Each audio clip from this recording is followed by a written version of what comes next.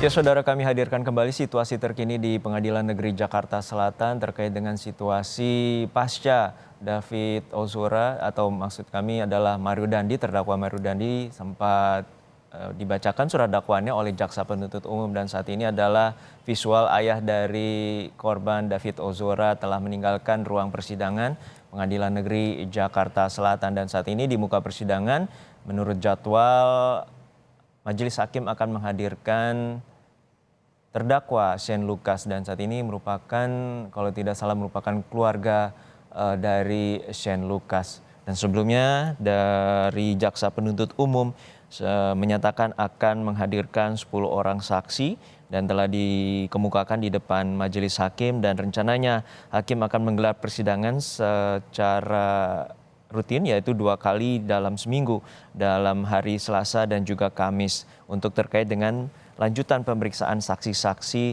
dari yang dihadirkan oleh jaksa penuntut umum.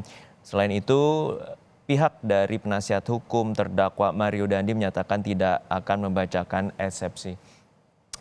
Kami telah terhubung dengan jurnalis Kompas TV yang memantau jalannya persidangan di Pengadilan Negeri Jakarta Selatan. Sudah ada rekan kami, Tifal Solesa. Tifal, seperti apa tadi hasil dari kesimpulan jaksa dan juga majelis hakim terkait dengan persidangan lanjutan yang akan digelar?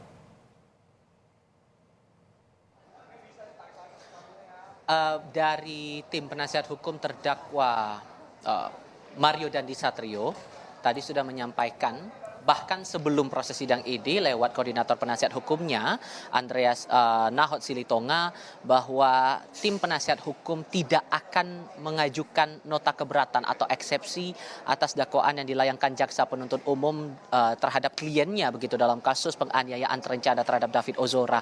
Alasannya, kalau saya mengutip pernyataan Andreas sebelum proses sidang tadi dalam keterangan pers kepada awak media, tim penasihat hukum menilai bahwa untuk bagian material ataupun juga aspek formil dakwaannya sudah memenuhi, sehingga dari tim penasihat hukum merasa cukup untuk melakukan pembuktian saja. Nah, nanti setelah proses sidang hari ini, untuk jadwal sidang berikutnya akan dilangsungkan pembuktian dari jaksa penuntut umum dari Kejaksaan Negeri Jakarta Selatan. Akan dihadirkan sejumlah saksi, terutama dalam hal ini adalah saksi fakta. Total saksi yang dipegang oleh jaksa penuntut umum dalam kasus ini ada 10 orang, termasuk salah satunya adalah dari pihak keluarga korban David Ozora dalam kasus ini, yang nantinya akan coba dihadirkan ke muka persidangan. Ini yang juga akan menarik untuk dicermati, pihak keluarga mana yang akan menyampaikan keterangannya nanti di hadapan majelis hakim yang dipimpin oleh Hakim Ketua Ali Midribu Sujono, dan sejauh mana mereka memahami, mengetahui soal kejadian yang menimpa anggota keluarga mereka David Ozora, hingga mengalami cedera serius pada bagian kepala hingga harus dirawat di rumah sakit dengan durasi yang cukup intens kala itu, lebih dari 4 minggu, bahkan lebih dari sebulan begitu ya, dengan masa penyembuhan yang masih terus berlangsung sampai dengan sekarang begitu. Selain dari pihak keluarga, ada rencana juga dari jaksa penuntut umum akan menghadirkan petugas keamanan di sekitar tempat kejadian perkara upaya penganiayaan terhadap David Ozora ini. Ini juga yang bakal menarik untuk dicermati, sejauh mana pengetahuan dari para saksi tentang upaya penganiayaan yang dilakukan, terlebih dalam sejumlah bukti yang dipegang oleh pihak kepolisian saat proses penyelidikan dan penyidikan.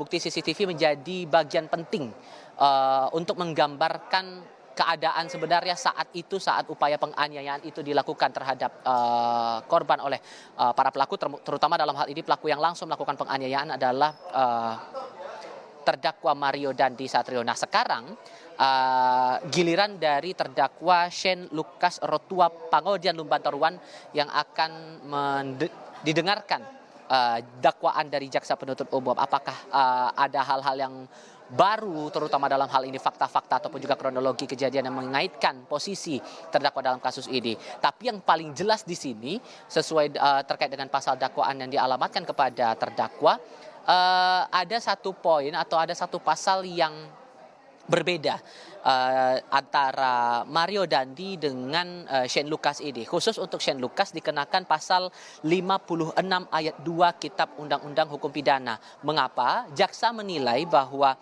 posisi Shane Lucas ini dalam kasus ini sebagai pembantu kejahatan.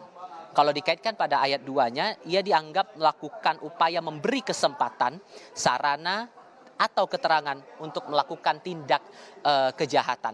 Kalau kita ingat lagi dalam proses penyelidikan dan penyidikan di ranah kepolisian sampai ke tahap yang diusut oleh pihak Direktorat Reserse Kriminal Umum Polda Metro Jaya, posisi dari Shane Lucas ini adalah berada di tempat kejadian perkara, tidak berupaya untuk halau ataupun menghentikan tindak penganiayaan, malah ia terlibat untuk merekam aksi kejahatan yang dilakukan terdakwa Mario Dandi Satrio terhadap korban David Ozora. Inilah yang kemudian memberatkan posisi, menurut jaksa memberatkan posisi dari Shane Lucas dalam kasus ini. Nah, di sisi lain dari tim penasihat hukum terdakwa Shane Lucas, PC Hombing, beberapa jam sebelum proses sidang ini menyampaikan bahwa ada harapan Shane Lucas ini dilepaskan dari segala dakwaan karena ia beranggapan atau ia menilai Shane Lucas ini tidak terlibat sama sekali dalam upaya perencanaan penganiayaan itu tadi, sehingga diharapkan ia bisa dibebaskan. Tapi di sisi lainnya lagi ada rencana juga dari tim penasihat hukum terdakwa Shane Lucas untuk tidak menyampaikan nota keberatan atau eksepsinya. Apakah ini akan terbukti? Ini masih harus kita lihat lagi atau kita cermati bersama dalam proses sidang terhadap Shane Lucas kali ini. Jono. Kita masih terus cermati bagaimana jalannya persidangan terhadap terdakwa Mario Dandi dan juga Shane Lucas. Terima kasih atas laporan lengkap Anda, jurnalis Kompas TV, Tifal Solesa langsung dari Pengadilan Negeri Jakarta Selatan.